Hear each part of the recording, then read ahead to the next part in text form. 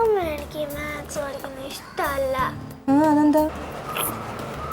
Maths പഠിക്കാൻ നല്ല രസമല്ലേ? പക്ഷെ മൊത്തം തെറ്റാ. തെറ്റാ? നീ എഴുതിയിരിക്കണായിരിക്കും തെറ്റ്. നോക്കട്ടെ. കറക്റ്റ് ആയിട്ടാണല്ലോ എഴുതിയേക്കണേ. എന്താ കുഴപ്പം? എന്താ ഇഷ്ടമല്ലാത്തത്? അമ്മ ഈ 8 കഴിഞ്ഞിട്ട് എങ്ങനെ 9 വരുന്നേ?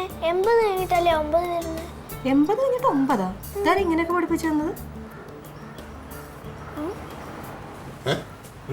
പുതിയ സംശയം. 80 കഴിഞ്ഞിട്ടല്ലേ 9? അത് എനിക്കും പണ്ടിങ്ങനെ ഉണ്ടായിരുന്നു.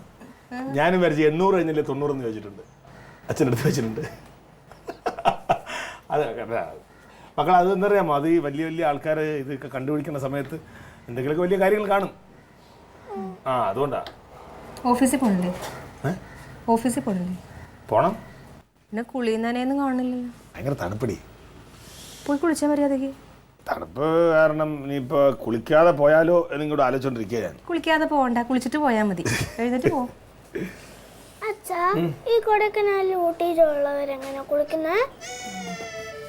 അവര് ചൂടുവെള്ളത്ത് കുളിക്കും. ഭയങ്കര തണുപ്പല്ലേ എവിടെയൊക്കെ. അപ്പൊ അവിടെ എങ്ങനെ ഭയങ്കര തണുപ്പ് വരുന്നത്? അത് ഈ ഉയരം കൂടും തോറും തണുപ്പ് കൂടും. അപ്പൊ എനിക്ക് ഉയരം കുറവല്ലേ, പിന്നെ എങ്ങനെ എനിക്ക് തണുപ്പ് വരുന്നത്? മക്കളെ, നമ്മളെ ഉയരമല്ല, സ്ഥലത്തിന്റെ ഓരോ പ്രദേശങ്ങൾക്ക് ഉയരം കൂടും തോറുമാണ് തണുപ്പ് കൂടുന്നത്. എന്തൊരു സംശയം. ബാക്കി എടുത്ത് എവിടെ വരായി? 5 വരെ എഴുതി മതിയാക്കിയ. ഒരു കാര്യം ചെയ്യ്, പരീക്ഷയൊന്നുമില്ലല്ലോ, മക്കളെ കളിച്ചോ. കളിക്കാൻ ആരും ഇല്ല. സ്കൂളിൽ പോയല്ലേ? ഒറ്റയ്ക്ക് കളിക്കും മക്കളെ. പോയി കളിച്ചോ.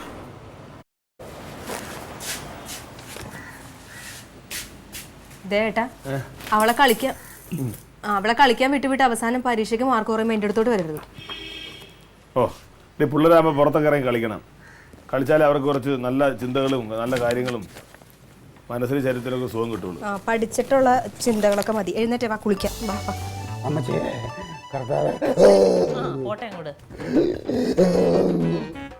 ഒന്നാമത്തെ കണ്ണി കണ്ട സാധനങ്ങളൊക്കെ വലിച്ചു വാരി തിന്നും. പിന്നെ എങ്ങനെയാ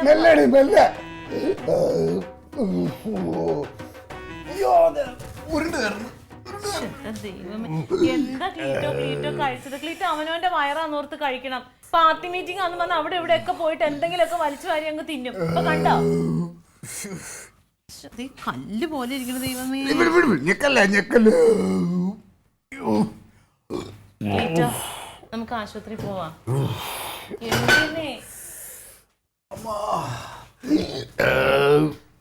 വേറെ വല്ല അസുഖായിരിക്കും. വാ, കുറച്ച് ഗ്യാസ് അങ്ങ് പോയാലേ ഇച്ചിരി ആശ്വാസം കിട്ടും. പിന്നെ മരണം കണ്ടില്ലേ? ഇടിക്കാൻ നിന്ന് എത്ര നേരം നിന്ന് ഇടിക്കും. എന്താ കഴിച്ചത് ഇന്നലെ? ഇന്നലെ എന്തോ കഴിക്കാൻ? ഞങ്ങള് പിരിവിന് പോയില്ലേ? പിരിവിന് പോയപ്പോ പിരിവിന് പോയപ്പോ മധുവിന്റെ കടയിൽ നിന്ന് രാവിലെ ഒരു ചായ, ചായയുടെ ഒരു കേക്ക്, വെറും കേക്ക്, വിട്ട് കേക്ക്. അത് കഴിഞ്ഞിട്ട് ഒച്ച എടുക്കാതിരിക്കാൻ എന്റെ ക്ലീറ്റോ. അത് കഴിഞ്ഞിട്ട് എന്ത് കഴിച്ചെന്നാ? പിന്നെ അവിടുന്ന് ഞങ്ങൾ ഇങ്ങനെ നടന്ന് കുറെ വന്ന് മറ്റേ തട്ടുകട, സംസം തട്ടുകട, സംസം തട്ടുകടന്ന് ഉച്ചക്ക് ഇച്ചിരി ബീഫ് കഴിച്ചു. ബീഫ് മാത്രോ? നീ ഇങ്ങനെ ചോദ്യം ചെയ്യല്ലേ. ബീഫിന്റെ കൂടെ സാധാരണ എന്തോ കഴിക്കും? ഒന്നീ പൊറോട്ട അല്ലെങ്കിൽ ചപ്പാത്തി. നിങ്ങൾ എന്താ കഴിച്ചത്? അവിടെ ചപ്പാത്തി ഇല്ലായിരുന്നു. അപ്പൊ എന്താ കഴിച്ചത്? ചപ്പാത്തി ഇല്ലായിരിക്കും, പിന്നെ വേറെ എന്തോ ആയിരിക്കും. പൊറോട്ട.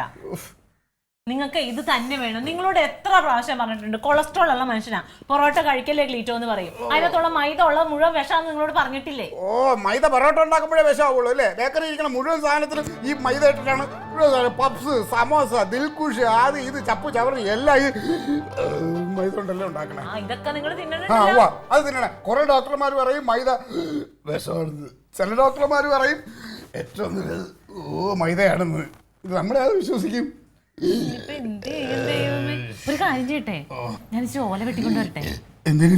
പച്ചറിൽ കടിച്ചു തിന്നാ നല്ലതാണ്, നെഞ്ചരിച്ചിൽ മാറും. ഞാനെന്തോടി ആനയാ ഇവർക്കൊരു ഓല തിന്നാൻ? ഇതെന്ത് ചെയ്യും? നിങ്ങൾ മരുന്നും കുടിക്കൂല. അത് കുറച്ചു നേരം കിടന്നു കഴിയുമ്പോൾ അതങ്ങ് മാറും. എന്നാ പോയി കിടക്ക്, കമന്ന് കിടക്ക്. രണ്ടടിയുടെ മുകളിലിടിച്ചേ. കുറച്ച് ഗ്യാസ് പോയി. ക്ലീറ്റോമിന്റെ വയറിൽ മുഴുവൻ ഗ്യാസ്.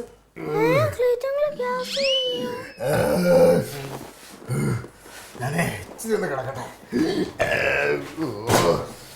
ഉരുണ്ട് ആ ബാക്കിൽ വരുന്നു.